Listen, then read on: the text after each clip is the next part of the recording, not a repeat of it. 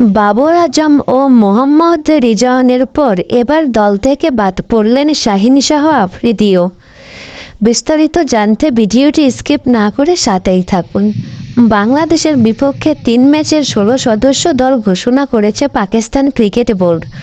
দলটি নেতৃত্বে থাকছে সালমান আলী আঘা। দল ঘোষণার বিবৃতিতে বিসিবি জানিয়েছে, চলমান পিসিএল এর পারফরম্যান্সের ভিত্তিতে স্কোয়াডকে বেছে নেওয়া হয়েছে। বাংলাদেশের বিপক্ষে 5 দিনের ম্যাচ খেলার কথা ছিল পাকিস্তানের, তবে ভারত ও পাকিস্তানের যুদ্ধে পিসিএল পিছিয়ে যায় আর নিরাপত্তায় বাদে অনিশ্চয়তা। পরে 2 বোর্ডের সমঝোতায় সিরিজটিকে নামিয়ে আনা হয় 3 ম্যাচে।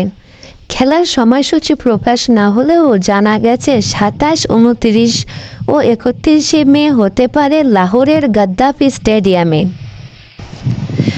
বাবর আজম ও মোহাম্মদ রিজওয়ানের আন্তর্জাতিক টি-20 ক্যারিয়ারে বড় ছেদ পড়ে গেল। সর্বশেষ নিউজিল্যান্ড সফরে বাদ পড়ার পর এবার বাংলাদেশের বিপক্ষে আসন্ন সিরিজেও জায়গা করে নিতে পারেনি এই 2 অভিজ্ঞ ব্যাটসম্যান। এবার তাদের সঙ্গে বাদ পড়েছে শাহিন শাহ আফ্রিদিও।